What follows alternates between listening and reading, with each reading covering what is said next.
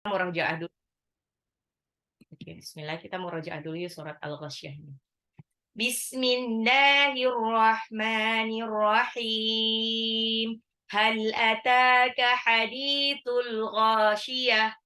Wujuhun yawma idzin khashi'ah. Amilatun nasibah. Tasla naran hamiyah. Tusqa min ainin aniyah. Laisa lahum ta'amun illa min dori' la yusminu wa la yughni min ju' wujuhun yawma idzin na'imah lisa'yiha radiyah fi jannatin 'aliyah la tasma'u fiha laghiyah fiha 'ainun jariyah fiha sururum marfu'ah wa akwabum mawdu'ah wa namariqu masfufah wa zarabiyu mabthusah afala yanzuruna ilal ibili kaifa khuliqat wa ilas samai kaifa rufi'at wa ilal jibali kaifa nusibat wa ilal ardi kaifa sutihat fadzakir innama anta mudzakkir lasta alaihim bimusaitir illa man tawalla wa kafar fayu'adzibuhu Allahul 'adzabal akbar inna ilaina iyabahum thumma inna alaina hisabahum. Oke, saya bahas lagi sedikit tentang surah Al-Ghasyiyah. Al-Ghasyiyah ini adalah surah Makkiyah. Kenapa? Tipikal dari surah Makkiyah itu adalah isinya tuh nggak jauh-jauh tentang hari kiamat, tentang keesaan Allah, tentang kebenaran Al-Quran, dan lain-lain. Nah, surah yang terdiri dari 26 ayat ini, kalau menurut urutan turunnya, urutan asbabun nuzulnya, ini turunnya setelah Az-Zariyat. Ya, ingat, turun asbabun nuzul, turunnya waktu turunnya wahyu ke Rasulullah SAW berbeda dengan urutan di dalam Al-Quran. Setelah diurutkan di dalam Al-Quran, maka posisinya adalah setelah Al-A'la. Nah, ini Al-A'la sama Al-Ghasyiyah ini adalah surah yang sering dibaca oleh Rasulullah SAW pada sholat Id dan sholat Jumat. Ya, jadi ini kayak sejoli gitu. Sebagaimana dalam hadis dari Ibnu Abbas radhiyallahu an dan dari An-Nu'man bin Bashir radhiyallahu anhuma. Kana Rasulullah sallallahu alaihi wasallam yaqra'u fil 'idaini wa fil jumu'ati bisabbihisma rabbikal a'la wa hal ataka hadithul ghasyiyah. Adalah Rasulullah sallallahu alaihi wasallam di dalam salat Id dan sholat Jumat biasa membaca surat Al-A'la dan Al-Ghasyiyah. Ya. Al-Ghasyiyah ini adalah hari pembalasan. Ini nama lain dari hari kiamat. Hari kiamat ini namanya lain-lain ya. Ada Al-Waqi'ah, ada Al-Haqqah, ada Yaumuddin, ada Al-Qari'ah, macam-macam.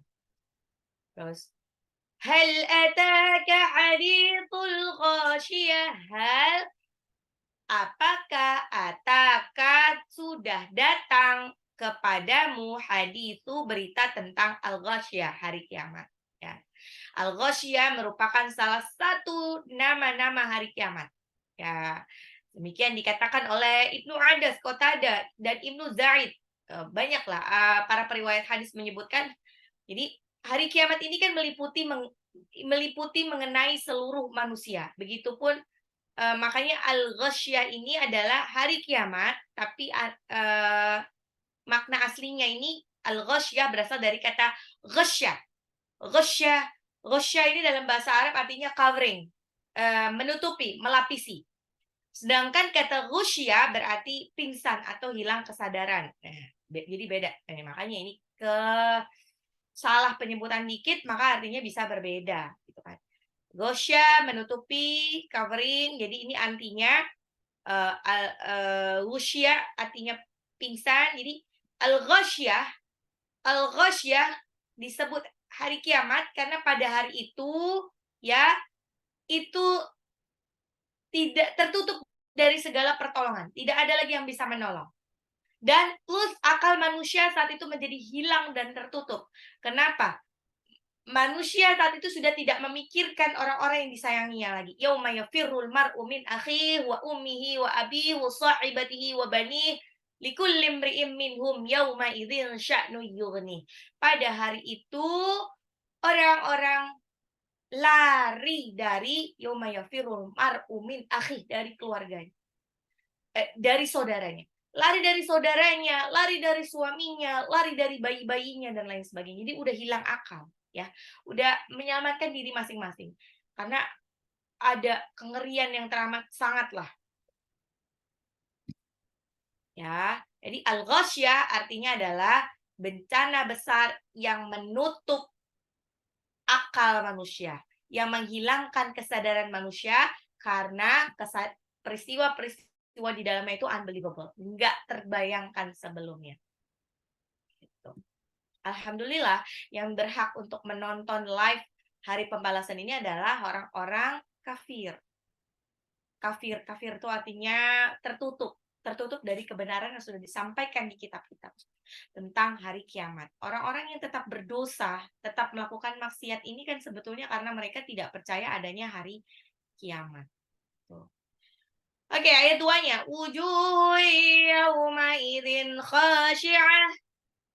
Wujuhun, muka-muka yauma idzin pada hari itu khashi'ah. Khashi'ah tertunduk hina.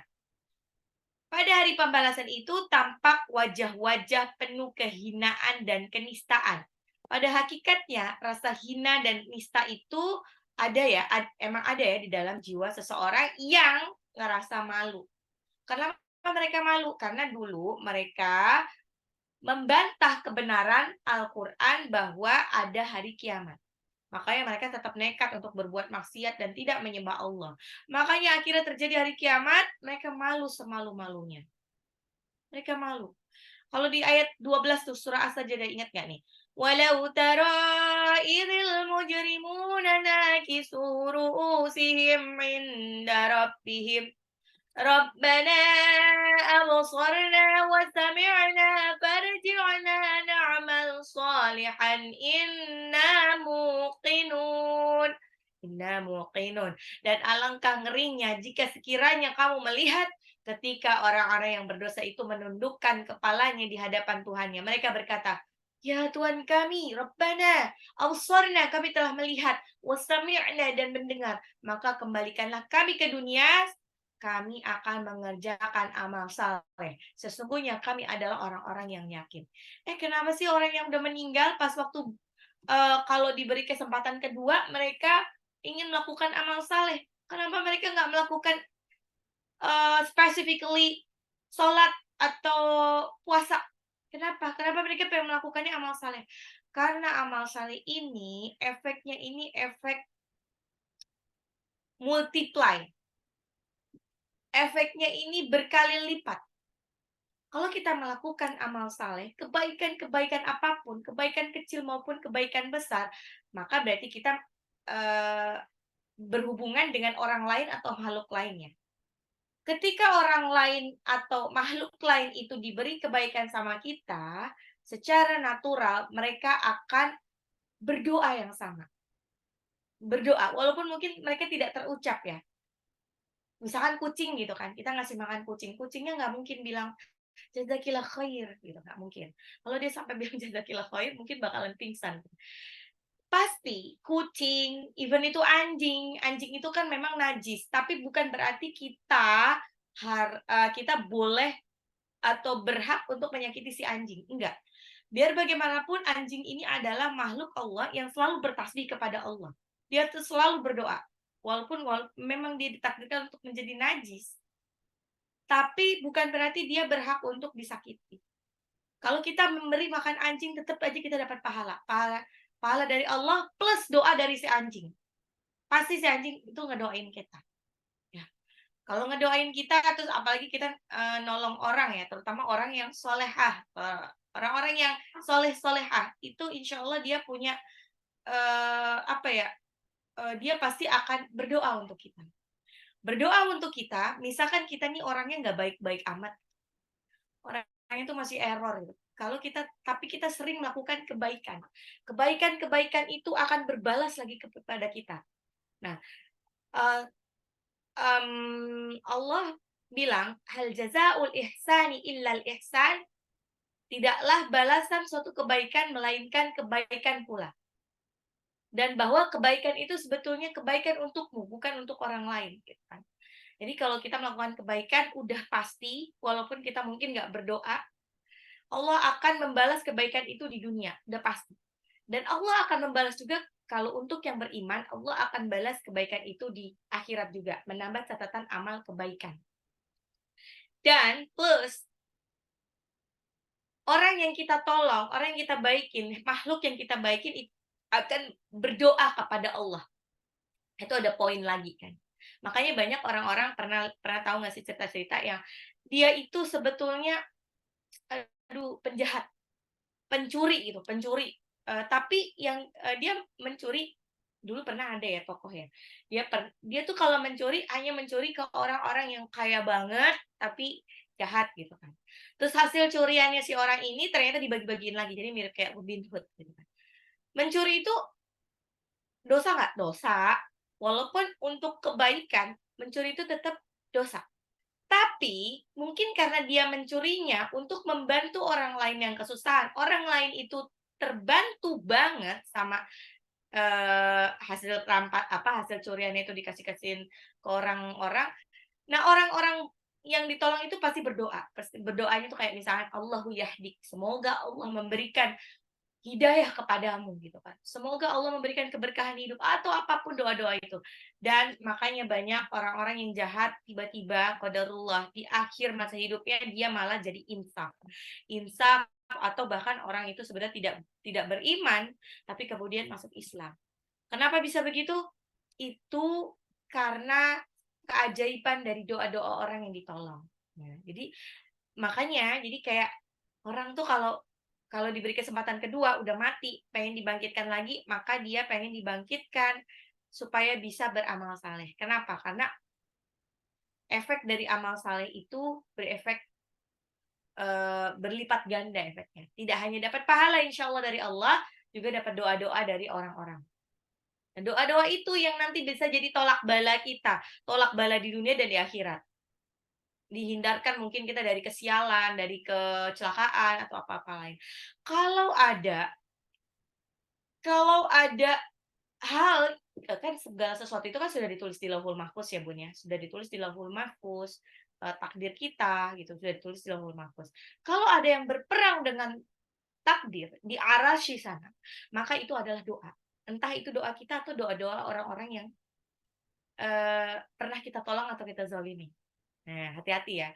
Hati-hati jangan sampai kita itu malah didoain sama orang-orang yang kita zalimi. Ngeri banget. Kayak misalkan kita eee, walaupun ibadahnya istilahnya bagus, hafalan Qurannya banyak, ternyata dia menzalimi orang-orang sekitarnya. Maka insya Allah dia tidak akan dapat keberkahan. Nah, jadi sebetulnya baik atau buruknya agama seseorang itu dilihat dari sikap dia terhadap orang sekitarnya. Kalau dia misalkan berpakaian syar'i, terus kayaknya sering ikut kajian, tapi tetangganya itu pada nggak suka tinggal dekat dengan dia, ada yang salah dengan dia. Hati-hati, jangan-jangan nanti amal amal ibadahnya itu habis diambil sama orang-orang yang dizalimi. Oke. wujuhun yawmaidzin khashi'ah, 'amilatun nasibah, 'amilatun nasibah. 'Amilatun bekerja keras lagi kepayahan, bekerja keras lagi kepayahan. Nah, mengenai ayat ini ya, maksudnya bekerja dan beramal di dunia bukan di atas landasan agama Islam. Nih, siapakah mereka? Orang-orang yang udah capek ibadah, tapi ibadahnya karena dia menyembah berhala ya, menyembah berhala. Udah capek, udah sampai mungkin sampai ke Gunung Kidul atau ke Gunung Kidul, Gunung Kawi. Gunung Kawi itu kan ritualnya banyak gitu kan. Udah capek-capek gitu, udah masih sesembahan yang banyak. Itu nggak diterima. Nggak diterima sama Allah ya, jelas ya itu karena itu musyrik ya. Kira sia-sia hidupnya. Ya. Pernah pernah dengar Gunung Kawi ya? Gunung Kawi itu adalah memang ikon untuk pesugihan gitu kan. Nauzubillah min dzalik itu jadi kayak dan lucunya adalah masyarakat di sekitar Gunung Kawi pun itu sebetulnya ya mereka nggak semuanya ujuk-ujuk melakukan ritual yang sama, malah udah jadi membisniskan Gunung Kawi itu. Jadi kalau di Gunung Kawi itu kan kadang-kadang orang yang punya hajat tertentu itu disuruh sacrifice, ya kurban gitu kan. Entah itu kurban sapi, domba, atau lain sebagainya. Tapi lucunya adalah diarahkan sama mungkin itu kayak, organizer ya, Gunung Kawi organizer gitu, masyarakat sekitar. Jadi diarahkan, nih kalau mau persembahan di sebelah sana aja, ada satu bukit, persembahan. Jadi sengaja banget misalkan, oke, orang-orang yang mau mengorbankan sapi, sapinya dilempar dari atas. Nah, itu sebetulnya di bawah itu udah disiapin kayak, apa ya, ya kayak inilah tampungan sapi gitu. Jadi si sapi kalau jatuh nggak akan sengkleh, nggak akan patah tulangnya karena sapinya itu langsung diambil sama warga. Gitu, sapi, kambing dan lain sebagainya. Jadi ini udah merupakan bisnis. Nah, tapi orang-orang percayanya itu adalah kalau dengan begitu maka dia nanti akan dikabulkan hajatnya. Nah, ini kan sia-sia banget kan. Nah, jadi ternyata untuk masuk surga itu nggak bisa sembarangan. Nah, kemarin juga dijelaskan ya, yang kemarin ikut kelas offline dan online-nya dijelaskan, walaupun kita misalkan lagi rajin banget, karena kita lagi galau setengah mati pengen terus sujud dan nangis-nangis ke Allah, lagi rajin banget nggak bisa sholat maghrib jadi 7 rakaat. Ya 3 rakaat tetap 3 rakaat, nggak bisa jadi 7 rakaat.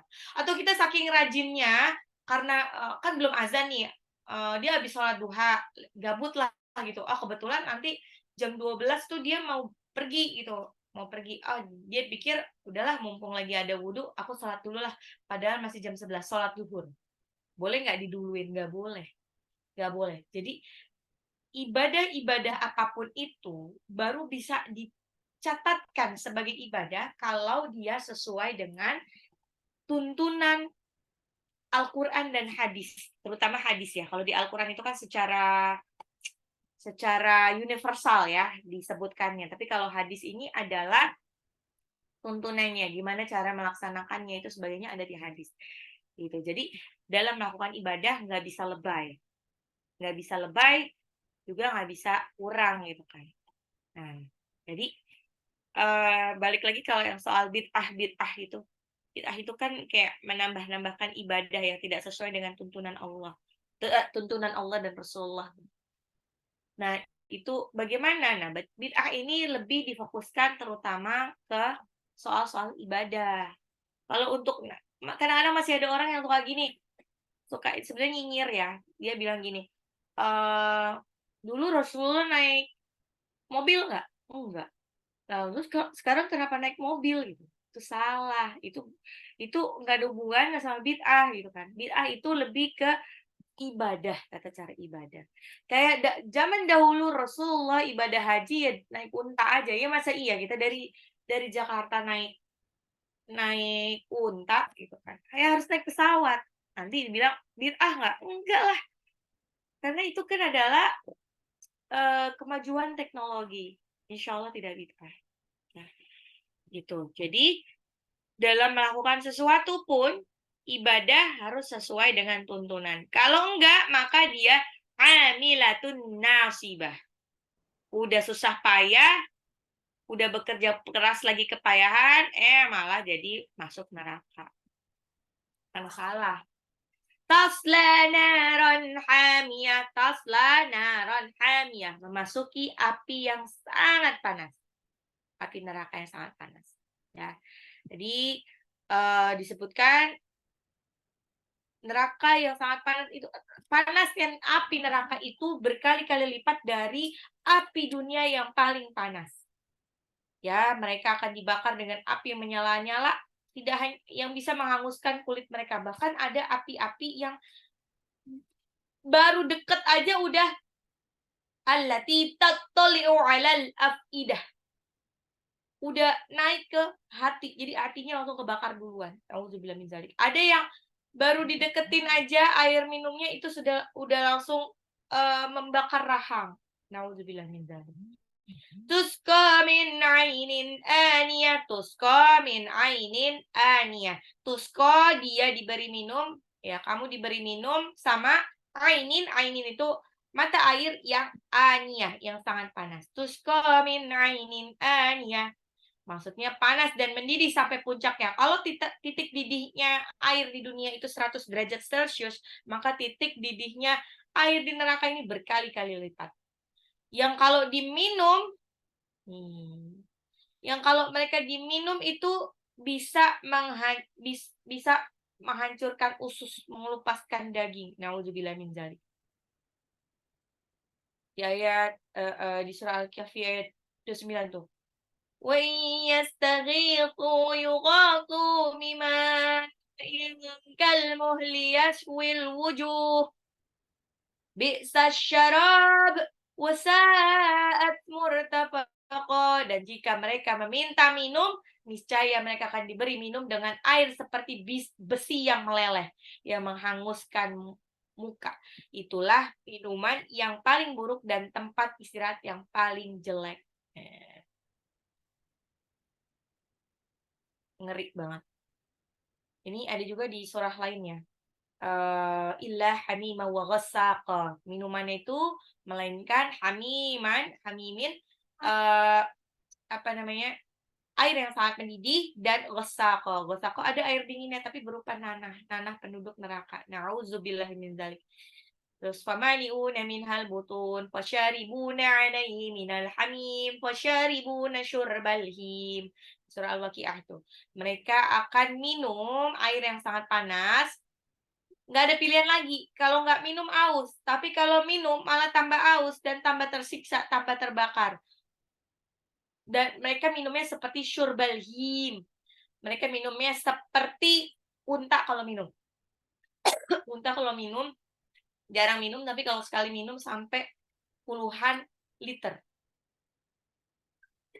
Apa? Ayat 6. Laisa lahum ta'amun illa min dhari'.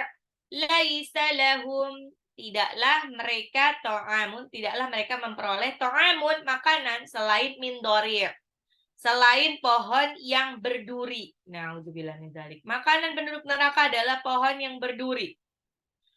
Pohon yang berduri yang udah itu rasanya nggak enak, berduri-duri, kering, pahit, panas. Bukannya la'akiluna min syajarin min zakum. Itu pohon yang berduri itu adalah buah zakum. Yang apa? Dia cuman famali'una min halbutun. Cuman menuhin perut doang tapi nggak menghilangkan lapar. Di ayat 7 dijelaskan la yusminu wa la yughni min ju'.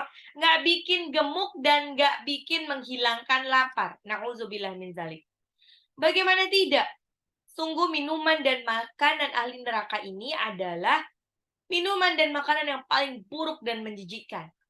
Dan sangat menyengsarakan. Ngeri. Bahkan di surah Al-Haqqah ayat 36 disebutkan wala ta'amun illa min ghislin, dan tiada pula makanan sedikit pun baginya kecuali darah dan nanah. Nauzubillah min dzalik. Jadi kalau masih ada orang yang makan maros, tahu maros nggak sih? Itu ada di beberapa daerah tuh, walaupun Islam masih makan maros. Maros itu adalah darah yang dibekukan. Jadi katanya rasanya seperti ati. Nauzubillah min dzalik, itu makanan penduduk neraka. Inna syajarataz zaqqumi ta'amul athimi kal muhli yaghli fil butuni kaghalyil hamim. Sesungguhnya pohon zakum itu makanan orang yang banyak berdosa, sebagai kotoran minyak yang mendidih di dalam perut serta mendidihnya air yang amat panas. Na'udzubillahi min dzalik. Aduh, makanya nih ya, kalau misalkan kita punya masalah hidup, nikmatin aja, Bun. Nikmatin, jalanin. Nah, karena saya pernah sampaikan berkali-kali, kita kalau ketemu masalah hidup itu mirip seperti kita ketemu terowongan yang gelap gulita. Terowongan yang gelap gulita, terus kita kan nggak tahu ya, ujung dari terowongan itu bagaimana. Tapi kalau kita nggak pernah melewati terowongan itu. Jadi lewatin aja, mau jalannya lambat, mau jalannya sampai ngepot-ngepot, mau jalannya ngebut, pokoknya lewatin. Jangan berhenti di depan terowongan. Kalau berhenti di depan terowongan, apalagi puter balik, kita nggak akan pernah tahu ada apa nanti depan terowongan itu. Jalanin aja.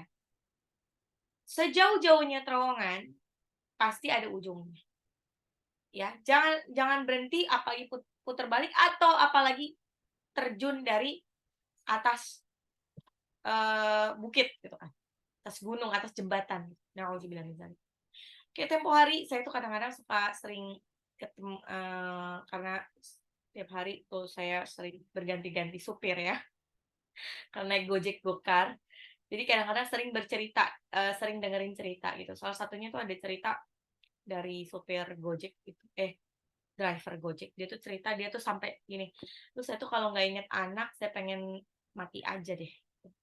Kenapa gitu? Ternyata dia punya utang pinjol ratusan juta. Can you imagine, ratusan juta, bagaimana dia membayarnya? Untuk orang seperti dia yang penghasilannya masih pas-pasan dan kayak kata dia dalam sebulan at least paling tidak dia harus bayar cicilan tuh 6 juta. Nah, udah bilang itu benar-benar. Terus kalau saya bingung kan, lah gimana Pak? Kenapa bisa? Kenapa bisa punya utang sebanyak itu? Dia bilang bukan saya yang utang, mah istri gitu kan. Lah kenapa bisa? Saya juga nggak tahu. Emang gaya hidupnya gimana? Ya saya juga bingung gitu kan. Ya, nauzubillah min dzalik. Qadarullah, padahal si istri ini bukan istri rumah tangga, Mal. Tapi dia bekerja, istrinya bekerja, suaminya ngegojek. Padahal istrinya bekerjanya lumayan oke lah ya, kantor gitu kan. Jadi kalau kantor bisa punya kartu kredit. Nah, utangnya, utang kartu kredit sama utang eh, pinjol. Jadi kayak gali lubang tutup lubang gitu, tutup lubang gali lubang gitu kan. Eh, pokoknya udah buntu banget kan. Jadi dia juga bingung. Terus akhirnya dari situ nih, ini ada beberapa hikmah ya. Yang pertama adalah ternyata dengan istri bekerja, ya kan. Nih ini buat bunda-bunda yang masih galau nih, kebetulan anaknya banyak, terus punya drama tentang pembantu. Nah, terus nanti bingung, aku terus bekerja atau tidak ya? Enggak ya.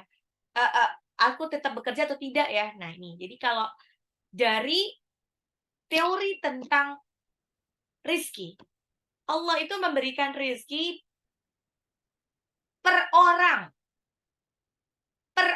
per makhluk hidup. Jadi kalau bunda punya anak 5, ya itu 5-5-nya udah jatah rezeki masing-masing. Termasuk bunda juga ada jatah rezekinya. Suami bunda juga. Jadi kalau misalkan bunda sama suami bekerja, anaknya nggak bekerja lah ya, gitu kan. Nah, berarti bunda dan suami itu dititipkan sama Allah rezeki untuk si 5 anak itu. Dan juga rezeki bunda dan suami. Ya, dari gaji gabungan itu bisa menghidupi bunda dan anak-anak. Ya. Bagaimana kalau misalkan salah satu tidak bekerja? Misalkan bunda, aduh, saya nggak bisa bekerja lagi deh karena bingung ini soal pembantu dan lain sebagainya. Bagaimana? Nah, kan biasanya galaunya, aduh gimana nanti aku bisa bayar sekolah anak dan lain-lain sebagainya. Nah, konsep rezeki itu adalah ya pokoknya setiap anak, setiap orang itu jatah rezekinya udah ada masing-masing. Kalau yang bekerja cuma satu, maka semuanya itu, rezeki 5 anak, rezeki ibu sebagai istri, itu sudah ditumpukin semua ke suami. Dari gaji suami, ya Masya Allah, jangan jangan underestimate Allah ya. Misalkan gaji suami udah tertakar segitu, sampai tahu suaminya akhirnya dapat rezeki-rezeki yang lain. Pokoknya akhir ceritanya adalah sama persis untuk menghidupi sekeluarga itu. Sebaliknya kalau misalkan, aduh suami nggak kerja, gimana nih suami nggak kerja? Kalau suami nggak kerja, maka insya Allah Allah akan cukupkan, insya Allah akan cukupkan perniagaan yang dilakukan untuk oleh istri. Jadi perniagaan yang dilakukan oleh istri itu bisa mencukupi seluruh keluarga juga. 5 anak, suami dan istri gitu. Jadi pokoknya kalau rezeki itu konsep rezeki seperti itu. Nah, ini balik lagi ke orang tadi ya. Qadarullahnya padahal istrinya kerja. Tapi mereka terlilit hutang pinjol gitu. Jadi hidupnya nggak tenang sama sekali. 6 juta itu kayak cicilan yang benar-benar wajib nggak bisa lari lagi, masih ada cicilan-cicilan lain. Belum lagi biaya hidup. Jadi kayak hidupnya tuh penuh dengan ketakutan. Jadi kalau jadi kayak pengen terjun aja lah dia kata dia, udah nggak kuat lagi gitu kan. Buat orang-orang seperti ini ada nggak sih jalan keluarnya? Ada, insya Allah tetap ada. Gimana caranya? Lah karena yang memberikan itu kan ujian juga ya. Dan setiap Allah memberikan ujian itu pada saat yang bersamaan, ujian kesulitan pasti Allah bersama itu ada kemudahan. Inna ma'al usri yusra wa inna ma'al usri yusra. Jadi bersama ya, bukan setelah ya. Jadi Allah tuh nurunnya barengan. Bersama kesulitan ada kemudahan. Nah, karena yang memberikan itu adalah Allah, maka dekati Allah, rayu Allah. Gimana caranya? Gimana caranya? Rayu Allah, dekati Allah, maka Allah akan selesaikan. Gimana nyelesainnya? Kalau dari beberapa pengalaman orang-orang yang seperti ini, yang punya utang sebanyak ini, gitu kan, gimana caranya? Gitu. Itu nanti Allah akan berikan jalan keluar ya. Jalan keluarnya entah yang pertama diberikan, yang pasti kesadaran dulu ya, kesadaran bahwa udah stop, nggak boleh nambah lagi utang riba. Ya, kalau berikutnya adalah mungkin Allah akan berikan jalan entah itu perniagaan atau usaha yang bisa menutupi utang-utangnya itu, dan nggak mustahil. Banyak kok orang-orang yang kebetulan teman-teman saya sendiri yang utangnya itu sampai miliaran, qadarullah Allah mudahkan untuk membayarnya. Atau jalan lainnya itu adalah sebetulnya ada juga pemutihan utang ya. Ternyata ada loh pemutihan hutang. Jadi utang sebanyak apapun tuh bisa diputihkan. Putihkan tuh kayak dihapuskan lah, tapi syaratnya tapi apa? Setelah itu maka udah pasti nama Bunda di blacklist ya. Dari daftar Bank Indonesia gitu, jadi tidak bisa ngutang dimanapun, tidak bisa sampai kapanpun. Tidak boleh nyicil dan apapun. Nah, sebetulnya bagi orang-orang yang udah insya Allah ini adalah kemudahan. Jadi kayak, wah, alhamdulillah nih, jadi nggak tergoda lagi untuk apa-apa. Gitu. Jadi, balik lagi tadi, sesusah-susahnya hidup, jangan perburuk hidup Anda dengan menambah catatan amal keburukan. Karena kalau hidup itu paling lama berapa sih? Jarang banget orang yang sampai 100 tahun. Sedangkan hidup di akhirat, satu hari di akhirat itu sama dengan 1000 tahun di dunia. Jadi kayak nggak worth it lah. Menukarkan kebahagiaan yang semu melalui cara-cara yang haram dengan siksaan ribuan tahun di akhirat. Nauzubillah min dzalik. Berikutnya, bagaimana kondisi orang-orang mukmin di hari pembalasan?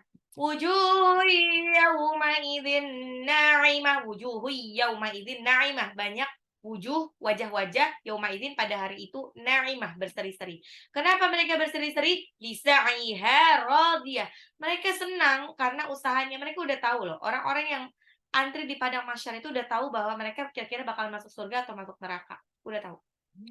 Karena yaitu mereka orang-orang yang masuk surga akan fa'amna man utiya kitabahu biyamini.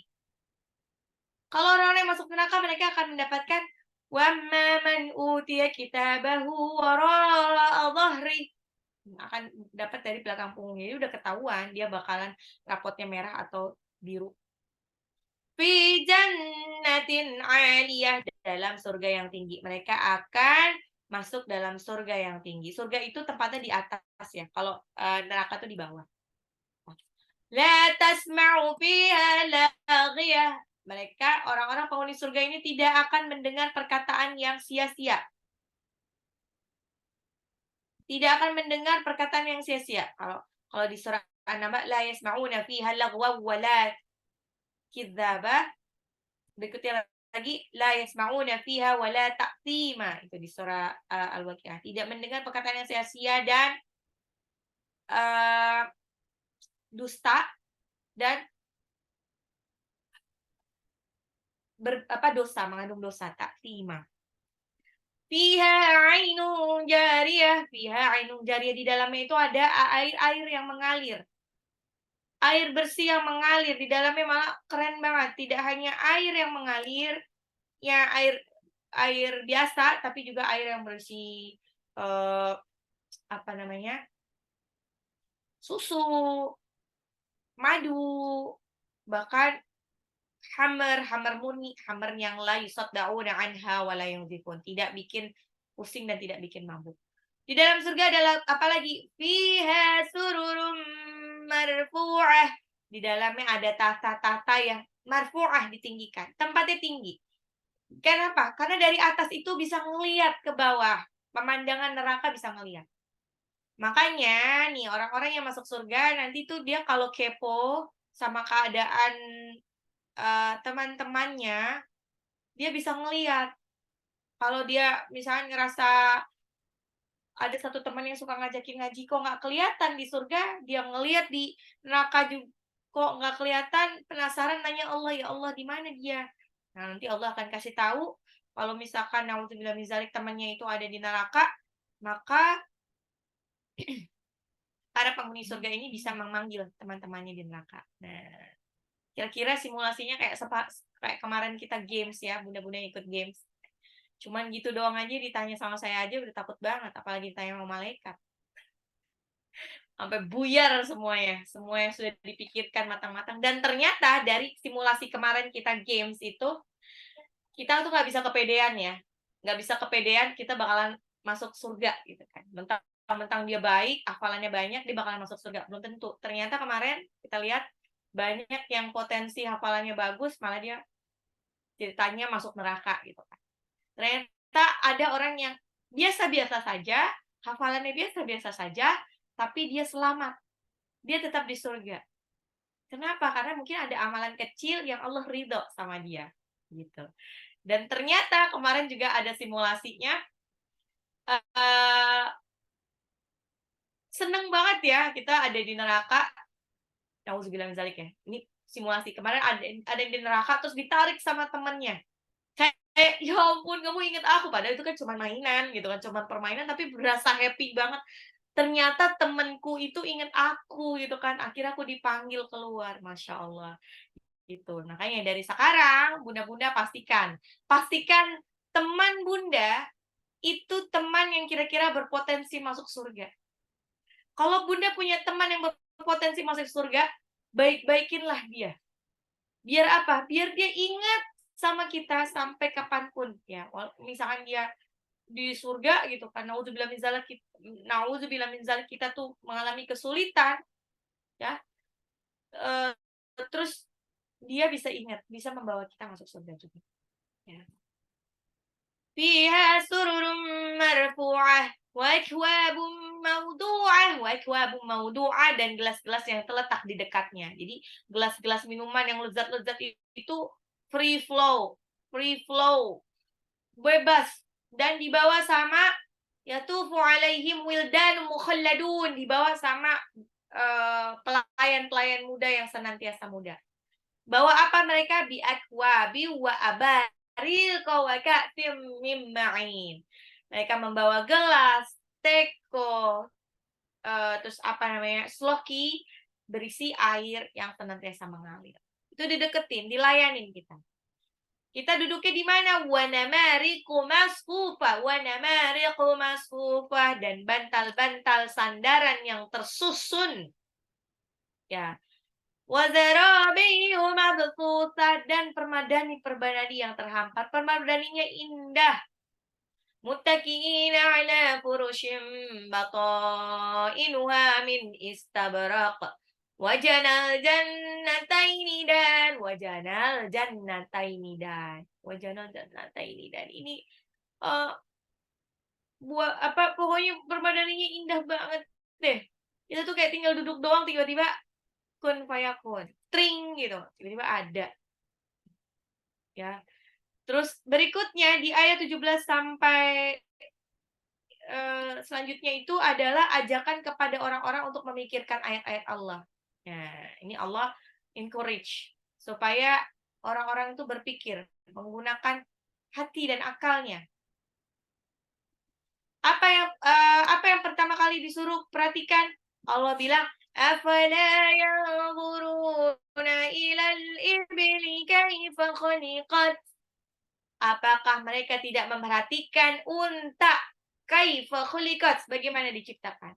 Nah, ini kan orang-orang yang ini kan karena surat ini kan turun pada waktu masih ada di Mekah lah ya, hubungannya sama orang-orang Quraisy. Nah, karena ini kan Rasulullah ingin memberikan asosiasi, gambaran. Gambaran. Nah, kan lawan bicaranya kenalnya unta, ya makanya diajaknya untuk berpikir tentang unta. Ya, orang-orang yang merasa heran dan tidak percaya terhadap gambaran surga diajak berpikir oleh Allah Subhanahu wa taala tentang berbagai macam keajaiban yang bisa mereka lihat di dunia. Mereka diajak untuk memperhatikan dan memikirkan keajaiban unta yang ada di sekitar mereka. Apa itu? Tahu nggak? Unta itu mampu bertahan hidup tanpa makanan, tanpa minuman selama berapa hari? Selama 8 hari. Terus unta sekali minum itu 50 sampai 100 liter. Sekali makan 30 sampai 50 kilo rumput. Ya, ini keren. Ini dia punya cadangan sendiri. Dan kerennya lagi, ternyata di unta ini memiliki struktur selaput lendir dalam hidungnya yang 100 kali lebih besar dibandingkan milik manusia. Makanya kenapa unta ini cocok banget buat transportasi di padang pasir. Hidungnya itu nggak langsung nggak mudah kena debu lah. Jadi kayak ada lembab gitu. Dan ia mampu menyerap sekitar 66% kelembapan. Makanya dia mampu menghemat penggunaan air. Menghemat penggunaan air dan memaksimalkan pengaliran urea ke dalam tubuhnya. Urea itu apa sih? Keringat. Jadi di dalam keringat itu ada urea. Ya. Jadi kalau pokoknya ini keren banget, Masya Allah. Dan ini nggak terbayang. Dan ini canggih banget. Dan matanya si unta itu, dia tuh kayak, kalau dilihat itu kalau misalnya dia lagi jalan di padang pasir, itu dia kayak ada lapisan luarnya, dia kayak pakai kacamata hitam sebetulnya dia.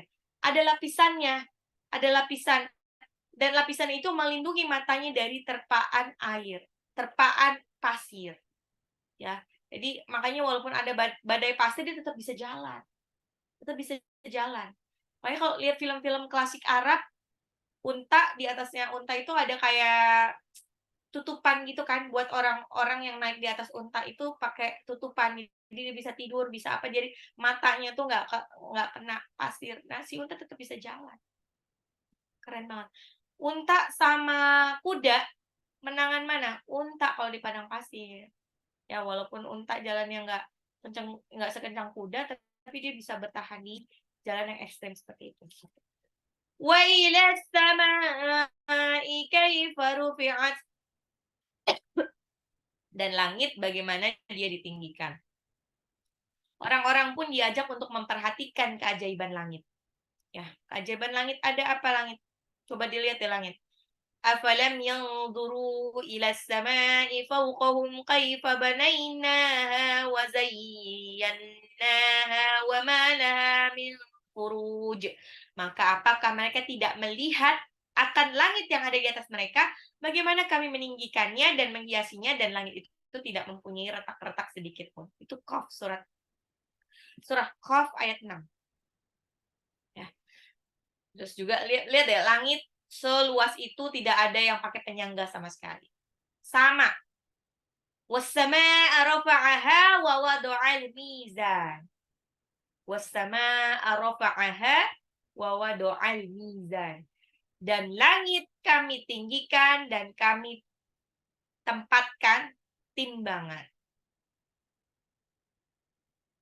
Ya, we raise the sky high and we set up the balance. Jadi benar-benar emang udah di sekeren itulah Allah menciptakan. Wa ilal jibali kayfa nusibat. Orang-orang diajak berpikir lagi tentang gunung-gunung. Yakni dengan bentuk yang menakjubkan, kokoh, tidak goyah ketika ada guncangan.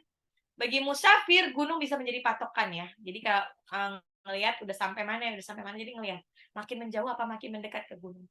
Dan gunung itu kerennya wajibala autada itu cuman sepertiga tinggi gunung yang terlihat di atas permukaan bumi. Karena sisanya adalah ditaruh di bawah permukaan bumi sebagai pasak. Wa ilal ardi kayfa sutihat ayat 20 dan bumi bagaimana ia dihamparkan. Ya, dihamparkan bumi dihamparkan sebagai apa? Alam naj'alil arda mihada, alam naj'alil arda mihada. Tidakkah kamu perhatikan kami jadikan bumi sebagai mahdan? Mahdan itu ranjang bayi. Bumi ini sudah dibuat sedemikian rupa sehingga manusia ini nggak susah-susah lagi untuk hidup, untuk memulai hidup, untuk bertahan hidup di bumi. Karena udah dibuat enak banget. Ya. Biar manusia dan jin ini fokus. Wa ma khalaqatul jinna wal insa illa liya'budun. Fokus untuk beribadah kepada Allah. Nah, setelah Allah menyuruh untuk memperhatikan dari ayat 17 nih sampai 20 di ayat 21-nya, wadzakir innama anta mudzakir. Maka berilah peringatan innama sesungguhnya anta mudzakir, kamu pemberi peringatan. Ini perintah Allah kepada Rasulullah untuk memberi peringatan dan petunjuk ya kepada orang-orang itu. Nah, tapi Allah juga membesarkan lasta alaihim bimusaitir. Kamu bukanlah orang yang bimusaitir, berkuasa atas mereka. Alaihim atas mereka. Rasulullah bukan orang yang berkuasa atas kafir Quraisy supaya mereka berkuasa untuk membuat mereka beriman kepada Allah. No. Tugasnya Rasulullah hanya menyampaikan kebenaran, walau satu ayat. Tapi yang membolak-balikan hati, yang membuat seseorang akhirnya menangkap hidayah yang disebar Allah, itu adalah Allah. Jadi kita jangan patah harapan kalau kita ngajakin orang untuk berbuat kebaikan, tapi orang itu tidak mau juga berbuat baik juga. Tidak mengikuti apa yang kita nasihatkan, ya udah emang kapasitas kita cuma menyampaikan, bukan memaksa dia untuk berubah. Illa man tawalla wa kafar fayu'adzibuhu Allahul 'adzabal akbar. Tetapi orang yang berpaling dan kafir, maka Allah akan mengazabnya dengan azab yang besar. Illa man tawalla wa kafar fayu'adzibullahul adzabal akbar. Pokoknya kalau orang yang soleh, insya Allah akan diberikan keberkahan hidupnya di dunia akhirat. Kalau orang yang berpaling dan kafir, Allah akan azab. Tidak hanya di dunia, di alam kubur juga, apalagi di akhirat. وَلَنُذِيقَنَّهُمْ مِنَ الْعَذَابِ الْأَدْنَى دُونَ الْعَذَابِ الْأَكْبَرِ لَعَلَّهُمْ يَرْجِعُونَ. Dan kami pasti akan menimpakan azab yang sebagian azab sebelum azab yang besar di akhirat. Inna ilaina iyabahum, sesungguhnya kepada kamilah kembali mereka. Summa inna alaina hisabahum, kemudian sesungguhnya kewajiban kamilah menghisab mereka. Gitu. Oke, alhamdulillah. Ada pertanyaan kah Bunda-bunda Solehah? Sudah 26 ayat disampaikan.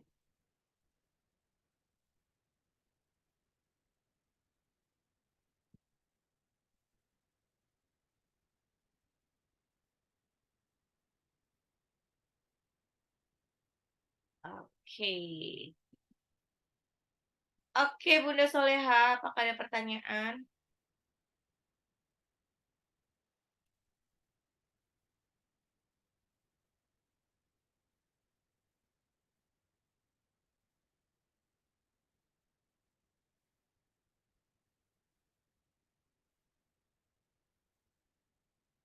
Kalau ada pertanyaan, berarti sudah pada siap semua ya untuk ujian. Ini ada 89 orang.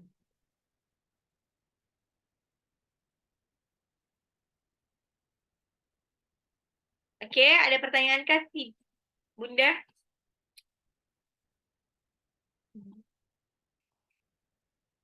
Oke, nanti insya Allah selepas ini saya akan share quiz-nya. Menurut saya mendingan Bunda langsung kerjakan aja quiz-nya. Afwan Ustadz Zah, Ya. di chat Heeh. box ada yang nanya tuh. Oh, Syukran. baru lihat. Sebentar.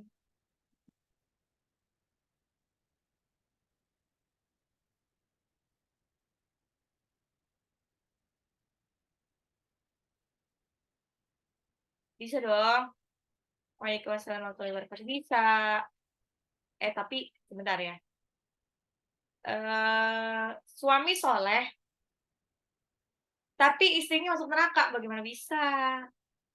Kan suami itu punya kewajiban di surah At-Tahrim itu adalah menjaga menjaga apa namanya? Menjaga anak dan istrinya dari siksa api neraka. Jadi kalau nih, agak aneh ya, kalau misalkan istrinya kok bisa masuk neraka. Kenapa bisa masuk neraka? Kenapa? Apa dia berarti nanti yang disalahkan adalah si suami. Ingat, apapun yang terjadi kesalahan pada si istri, kesalahan pada istri, kalau istri masuk neraka, maka yang akan masuk neraka dulu adalah suami. Jadi nggak mungkin suami masuk surga sendirian. Nggak mungkin. Istrinya masuk neraka, terus suaminya masuk surga. Yang ada, si suami malah ditarik sama istrinya masuk neraka. Jadi sama-sama masuk neraka. Kalau misalkan, jadi gini, lihat dulu alasannya kenapa si istri ini bisa masuk neraka. Misalkan ternyata si istri ini tidak pakai hijab. Sampai akhir hayatnya si istri nggak pakai hijab. Si suami, tergantung ya, si suami ini ngasih tahu nggak? Ngasih tahu nggak? Ngasih tahu dia suruh pakai hijab nggak? Dikasih tahu berterus-terusnya. Nah, inilah sebetulnya kenapa ya, Bun? Kenapa sebetulnya talak itu adanya di lelaki, bukan di perempuan. Karena lelaki itu punya keputusannya itu adalah menentukan nanti nasib mereka nanti di surga atau di neraka. Kalau si istrinya itu berbuat maksiat, berbuat zina, maka suami berhak lebih dari berhak untuk menceraikan si istri. Kenapa? Karena kalau tidak diceraikan, maka si suami juga bakalan masuk neraka. Gitu. Jadi ini mustahil ya kalau misalnya jika teman solehah bisa memberikan syafaat, kalau temannya, nah gitu. Apa kalau suaminya soleh, apakah dia bisa memberi syafaat? Enggak lah, kalau soleh, lelaki yang soleh adalah lelaki yang bisa menasehati istrinya supaya menasehati anak dan istrinya supaya bisa masuk surga bareng. Kalau suami istrinya nggak bisa dinasehatin, tapi masih dipertahankan, ini something wrong banget buat si suami. Gitu. Makanya kita nggak boleh ini ya, nggak boleh, maksudnya ngelihat-ngelihat orang gitu, ah, ih dia tuh bercerai ya, gitu kenapa ya, gitu kan.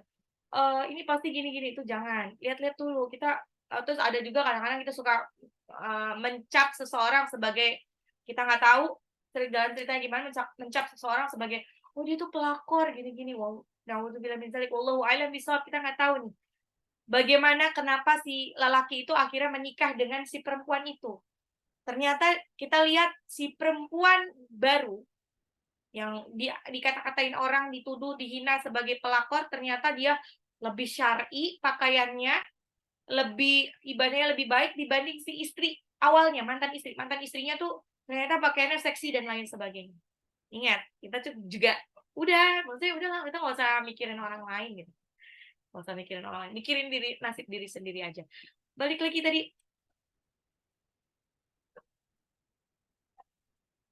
Oke, perbedaan makna antara rufi'at dan marfu'ah.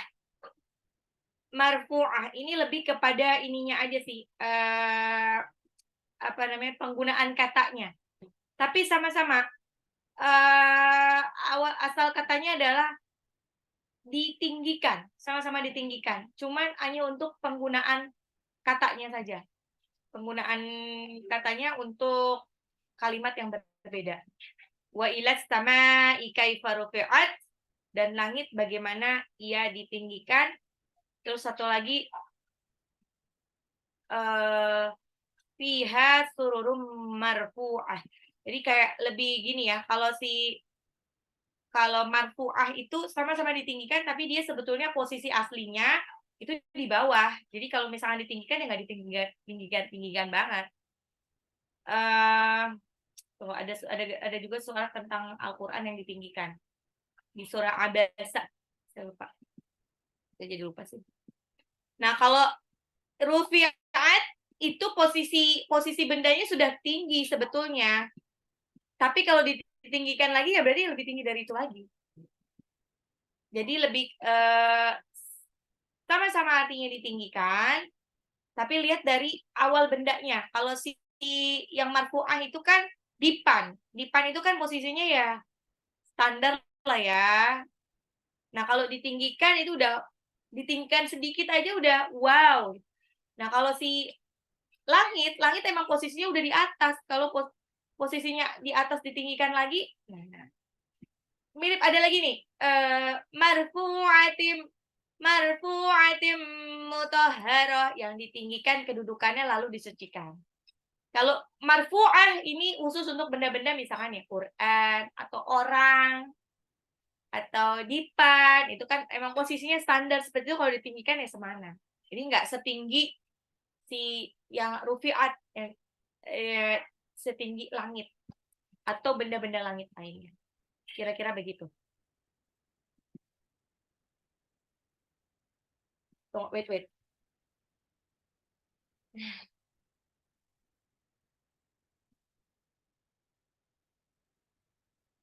Oke, berikutnya adalah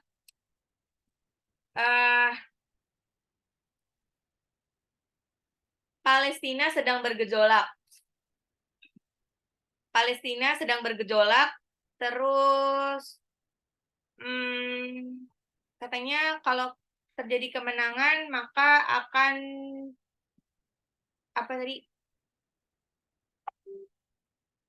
kalau terjadi kemenangan maka akan sudah dekat kiamat. Gitu. Nah, sebetulnya di surah bentar saya ingat.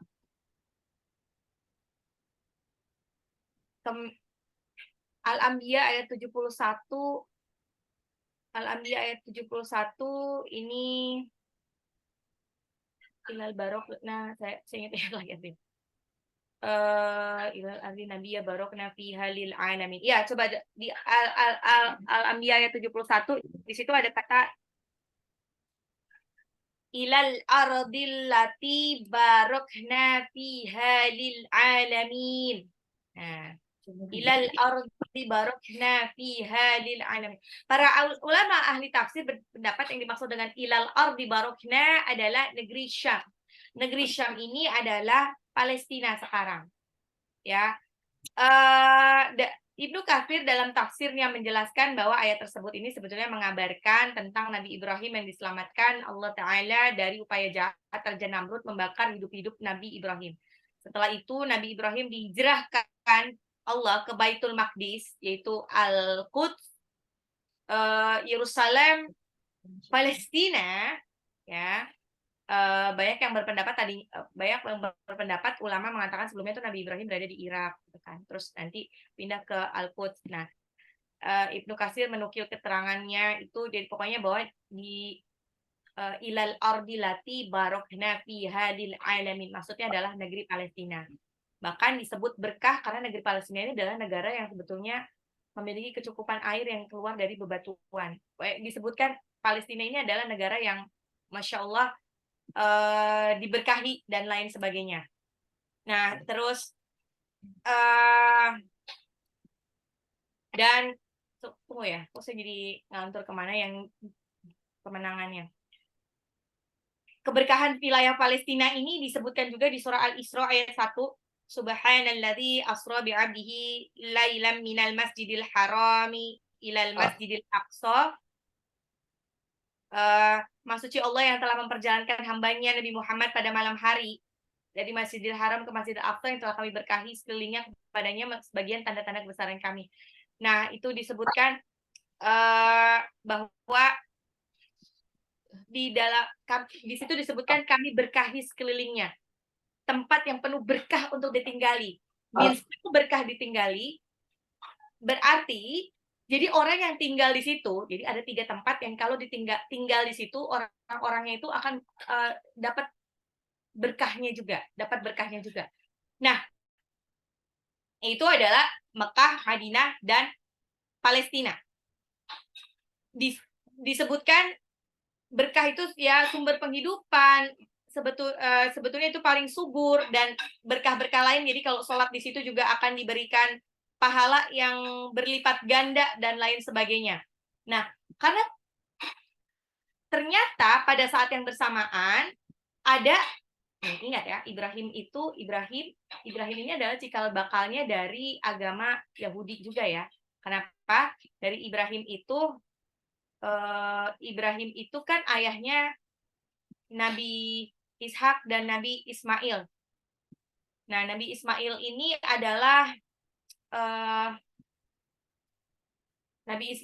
adalah cikal bakal dari keturunan bangsa Arab, Nabi Muhammad. Terus ada juga kalau si Ishak ini adalah anaknya Nabi Ibrahim dari Sarah. Ini adalah cikal bakal dari Bani Israel dan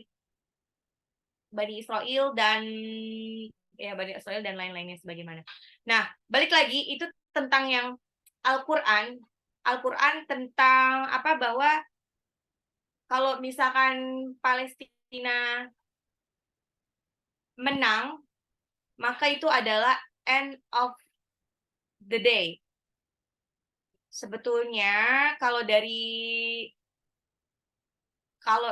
apa ya? Kalau dari Al-Qur'annya itu dijelaskan bahwa kalau namanya hari kiamat itu adalah hak istimewanya Allah, nggak ada yang tahu. Nggak ada yang tahu. Pokoknya sejak zaman dahulu kan manusia tuh selalu banget cocokologi kayak misalkan kalau misalkan ya memang ada tanda-tanda hari kiamat tertentu, misalkan Dajjal, terus nanti apa sih namanya, Nabi Isa alaihissalam nanti turun, itu ada. Tapi kalau misalkan fokus di Palestina, kemerdekaan Palestina, terus itu ada hubungannya dengan hari kiamat. Nih, balik lagi, hari kiamat hanya Allah yang tahu. Maka sebetulnya yang ada tentang bahwa kemerdekaan Palestina itu nanti adalah end of the day itu bukan di dalam Al-Quran, tapi lebih ke dalam hadis. Ya, ada di dalam hadis, tapi itu pun sebetulnya hadisnya rada sedikit diperdebatkan sama para ahli tafsir juga. Kenapa diperdebatkan? Karena itu tadi, itu kan kalau nggak salah hadisnya hadis riwayat Abu Dawud ya. Jadi saya bacakan ya. Kami diberitahu oleh Ahmad bin Saleh, yang diberitahu oleh Asad bin Musa, yang diberitahu oleh Muawiyah bin Saleh, yang memberitahu bahwa Ibnu Zughaib Al-Iyadi mengisahkan kepada saya, ia berkata, Abdullah bin Hawala Al-Azdi datang kepadaku dan berkata, Rasulullah Shallallahu Alaihi Wasallam mengutus kami untuk menjarah dengan harapan mendapatkan harta rampasan. Tetapi kami kembali tanpa berhasil mendapatkan apapun. Kemudian Rasulullah SAW melihat kelelahan dan terpancar di wajah kami, lalu berdiri di tengah-tengah kami dan berdoa, ya Allah, janganlah Engkau menimpakan beban kepada kami yang mereka tidak sanggup memikulnya. Ini surah Al-Baqarah ayat terakhir. Dan janganlah engkau menimpakan beban kepada diri mereka sendiri sehingga mereka menjadi lemah, dan janganlah engkau menyerahkan mereka kepada orang-orang lain sehingga orang lain akan memanfaatkan mereka. Kemudian Rasulullah SAW meletakkan tangannya di atas kepalaku, atau dia mungkin mengatakan hammah, leher atau kepala, lalu dia berkata, wahai Ibnu Hawala, ketika kamu melihat khilafah telah turun ke Baitul Maqdis, Yerusalem. Khilafah means itu semua sudah dikuasai sama Islam, maka saat itu akan mendekat gempa bumi, bencana besar, dan masalah besar. Pada hari itu, saat kiamat akan lebih dekat bagi manusia daripada jarak ini antara tanganku dan kepalamu. Abu Dawud berkata, Abdullah bin Hawala adalah dari Homs. Nah, ini dalam kitab syarah Abu Dawud ini salah satu perawi hadis menjelaskan ya itu tadi bahwa Abdullah bin Hawala, ini di cerita tadi kan saya sebutkan, hidup sampai ia menyaksikan 2 masa kekhalifahan yang berbeda selama zaman Umayyah. Yang pertama zaman Muawiyah, Abu Sofyan, terus pada bulan Syawal tahun 41 Hijriah, terus Abdullah bin Hawala juga hidup sampai kekhalifahan Abdul Malik bin Marwan. Nah, balik lagi ini tentang end of the day ini yang ada hubungannya dengan Palestina ini lebih masuknya sebetulnya di hadis. Tapi lagi-lagi Rasulullah itu menyebutkan banyak hadis tentang hari kiamat ya. Itu memang berupa pertanda-pertanda terus kayak, dan karena hari kiamat ini hanya Allah yang tahu, maka sebenarnya hadis di atas itu kayak bertentangan dengan klaim Allah ya. Tapi lucunya adalah, ingat, Yahudi ini kan juga mereka ahli kitab. Ahli kitab, namanya ahli kitab itu dia aslinya beriman kepada apa yang ada di dalam kitabnya dia kan. Kitabnya itu kan juga diturunkan sama Allah. Nah, di situ diceritakan juga tentang end of the day itu seperti apa. Diceritakan juga sebetulnya di hadis manapun bahwa end of the day, menjelang end of the day itu adalah kebangkitan Islam gitu kan. Saya belum sebutkan ada di ayat-ayat berapanya.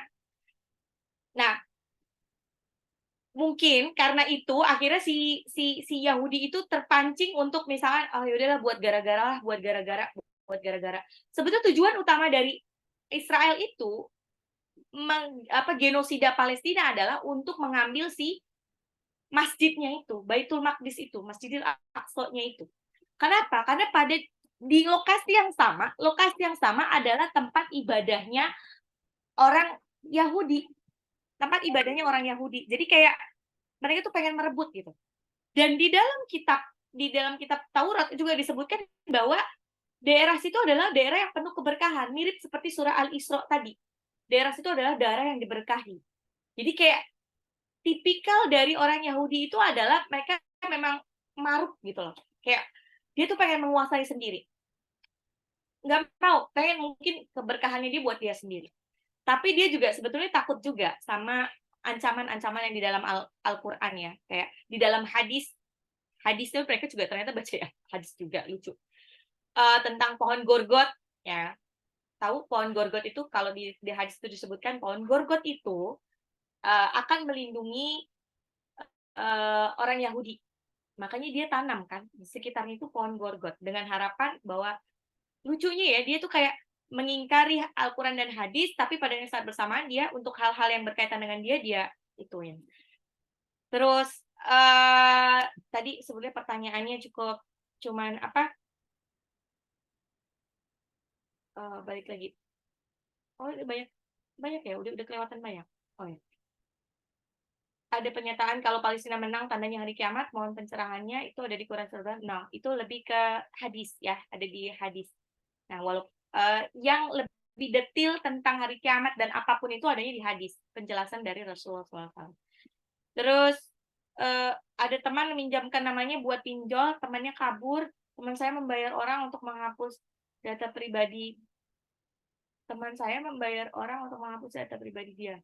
Bagaimana hukum dosanya?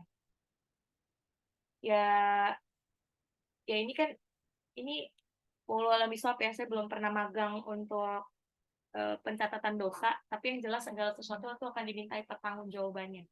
Pertanggungjawaban yang pertama adalah kenapa dia membiarkan temannya berpotensi masuk neraka dengan meminjamkan namanya untuk pinjol, untuk riba, itu kan berarti dia tahu hukum riba itu adalah haram. Terus dia istilahnya kayak menjerumuskan temannya supaya masuk neraka, gitu kan. Itu juga pasti akan dimintai pertanggungjawaban sama Allah.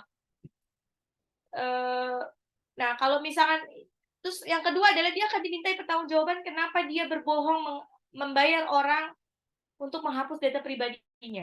Itu akan dimintai pertanggungjawabannya. Kira-kira bisa jawab nggak?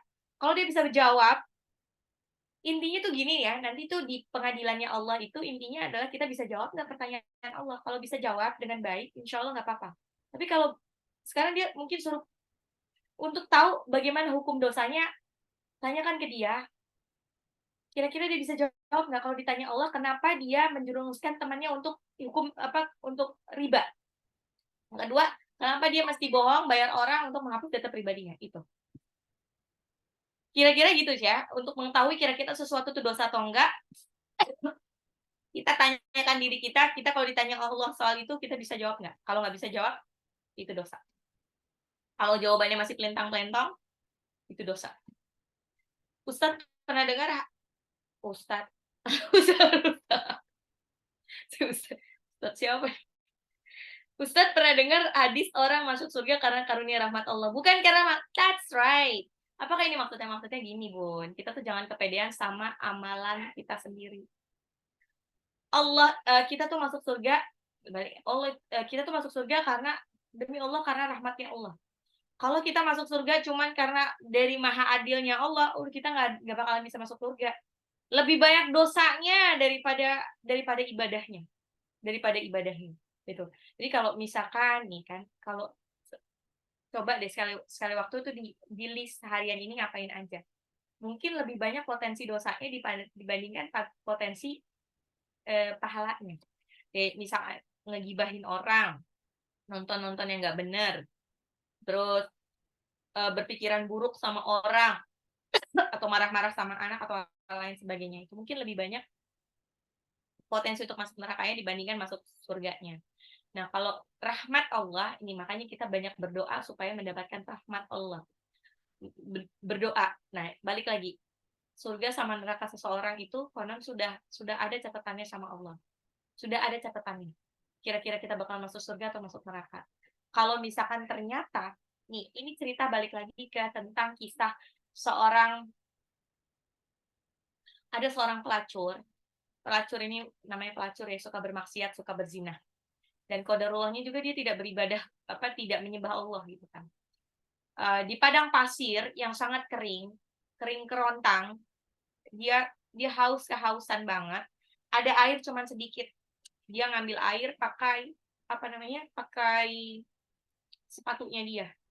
Kalau sepatunya zaman dulu tuh sepatu orang Pakistan atau orang Arab zaman dulu tuh sepatunya dari kulit banget ya. Jadi kayak terompah nyebutnya. Itu airnya itu cuma cukup kalau dia yang minum maka si anjing mati. Kebetulan di situ ada anjing yang kehausan juga. Kalau anjing yang minum maka dia yang mati. Apa pilihan dia? Qadarullahnya dia malah memilih ya udah deh, akhirnya dikasih ke anjing. Pada waktu dia meninggal si pezina ini meninggal, malaikat penjaga neraka sama malaikat penjaga surga ini udah tarik-tarikan. Oh, ini calon gue nih, calon penghuni neraka nih nanti.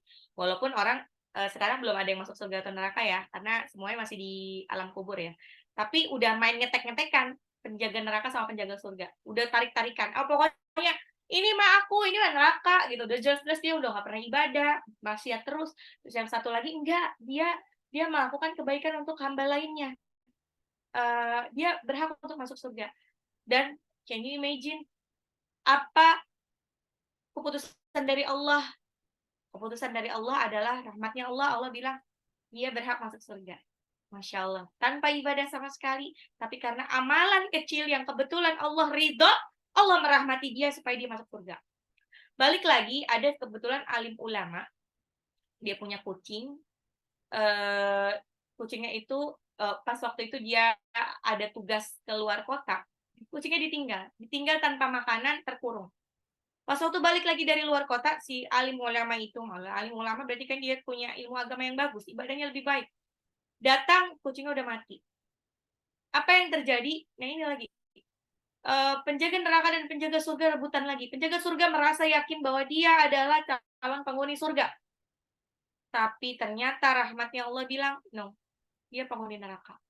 Karena dia tidak tidak berbuat baik dengan makhlukku yang lain.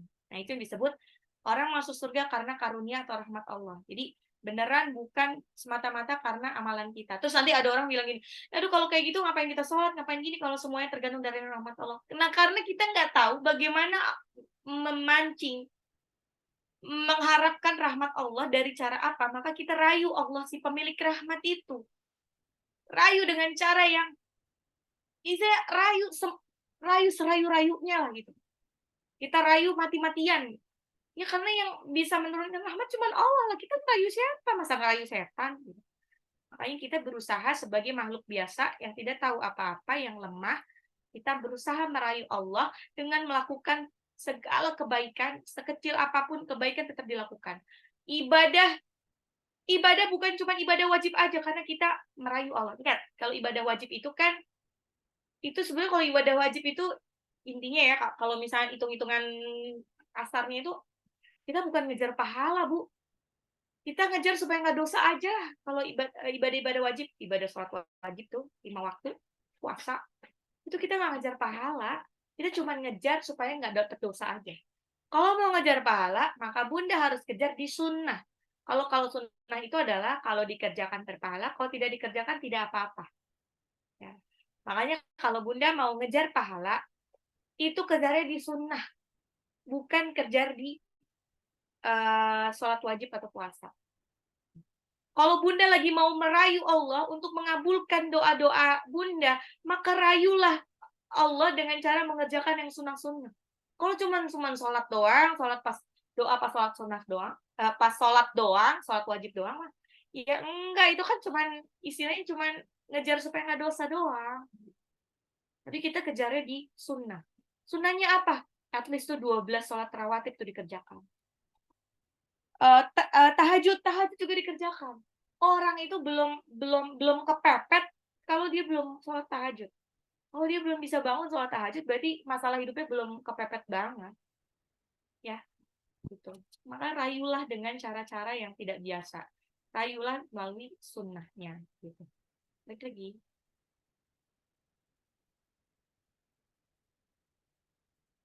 Yes, betul. Nah, kalau yakin suami soleh, yakin suaminya soleh. Kalau suaminya soleh, what's the meaning of soleh? Soleh itu bukan berarti dia cuman sholat buat dirinya sendiri, buat puasa buat dirinya sendiri. Tidak. Apalagi suami, ini laki-laki. Suami soleh, laki-laki soleh adalah laki-laki yang menjaga anak dan istrinya dari siksa api neraka. Ya.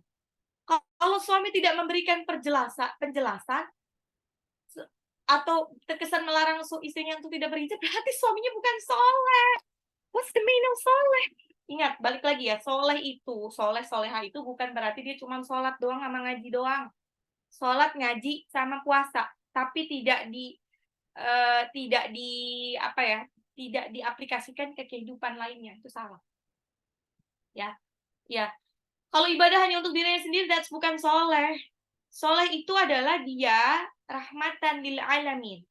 Bener-bener paripurna gitu loh. Kadang-kadang ada orang yang ibadahnya biasa-biasa aja, tapi dia amalannya baik. Karena dia apa? Karena dia ibadah langsung diaplikasikan ke kehidupan nyata. Gitu. Nggak cuma buat ibadah buat dia sendiri. Salah itu. Bukan soleh itu ya. Gitu. Karena kalau perintah berhijab itu udah perintah bukan main-main. Perintahnya ada di Al-Quran, bukan di hadis lagi. Udah kayak buat pembeda. Di situ disebutkan buat pembeda antara muslimah dengan yang lainnya. Kalau dia muslimah, pakai hijab. Gitu. Pakai hijab.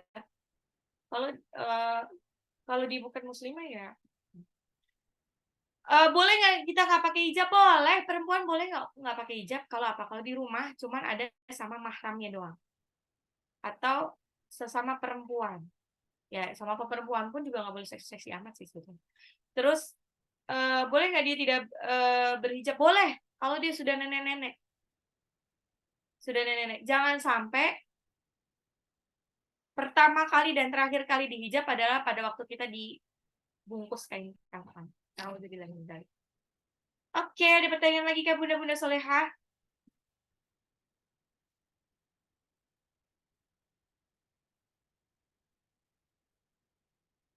Baiklah.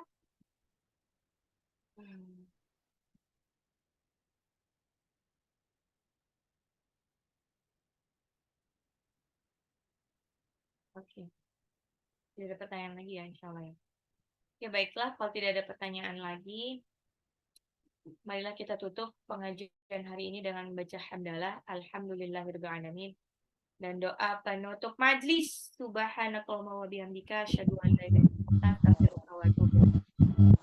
Yang benar datangnya dari Allah, yang salah datangnya dari saya sendiri. Mohon maaf. Wabillahi taufik wal hidayah. Wassalamualaikum warahmatullahi wabarakatuh. Waalaikumsalam warahmatullahi wabarakatuh. wabarakatuh. Jazakallah khairan katsira Ustazah. Terima kasih, Ron. Ustazah.